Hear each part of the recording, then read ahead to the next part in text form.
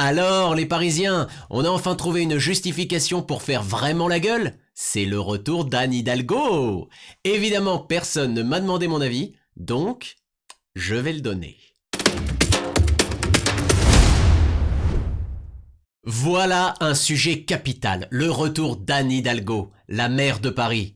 Mais si, Paris, vous savez, cette ville qui ressemble de plus en plus à une vieille personne, avec ses problèmes de circulation et son odeur de pipi. Et oui, celle qui avait réussi l'exploit de se rendre aussi discrète après la campagne présidentielle que pendant, fait son grand comeback sur le devant de la scène. Et comme à chacun de ses faits et gestes, cela ne laisse personne indifférent. Car Anne Hidalgo est presque aussi clivante que la coriandre, le nucléaire ou l'ananas sur la pizza. Pour certains, elle est l'ange réformateur de Paris, qui aura hissé la pensée de gauche jusqu'à rendre même sa ville déconstruite. Pour d'autres, elle est le diable de l'hôtel de ville. Qu'à force de la Lucifer n'importe quoi, ça tend tout le monde. Anne Hidalgo étant surtout connue pour sa politique des transports à sens unique. Et pour faire fuir les voitures de la capitale, elle est prête à pousser le bouchon toujours plus loin. Le frein justifie les moyens. Et force est de constater que grâce à elle, toute l'Île-de-France a le kilomètre à l'heure. Elle est ni plus ni moins que l'inventrice de l'automobile.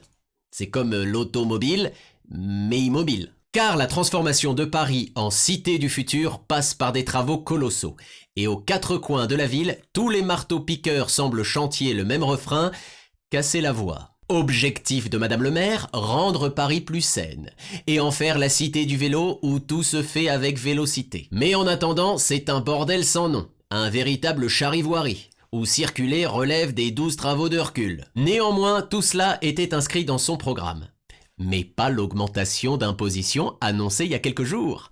Manifestement, elle ne se souvient pas de toutes ses promesses de campagne, l'Alzheimer de Paris. Et la voilà donc qui joue le premier rôle du nouvel épisode de La Vengeance dans l'impôt. À Paris, on connaissait déjà l'œuvre de Haussmann, voici l'œuvre de Hausswoman. Hausse de 52% de la taxe foncière. Ah bah pour soutenir la politique du tout vélo, c'est le contribuable qui casque. Seulement, au-delà de cette augmentation brutale, cela met surtout en lumière une histoire trouble d'argent et de paris opaques. Car la capitale française aurait 10 milliards d'euros à rembourser. Il fallait donc au plus vite avoir une idée derrière la dette pour financer l'AJO de Paris 2024 et espérer récupérer la médaille d'argent. Dans son budget de la ville, il y a comme on pourrait dire des trous dans la raquette. Et Anne Hidalgo est d'ores et déjà la championne du jeu de paume. Et on se demande si ses comptes de gestion ne démarrent pas à Invalides pour continuer avenue Foch et finir rue Lafayette. Bref, trop de circulation, trop d'exaspération et trop d'imposition.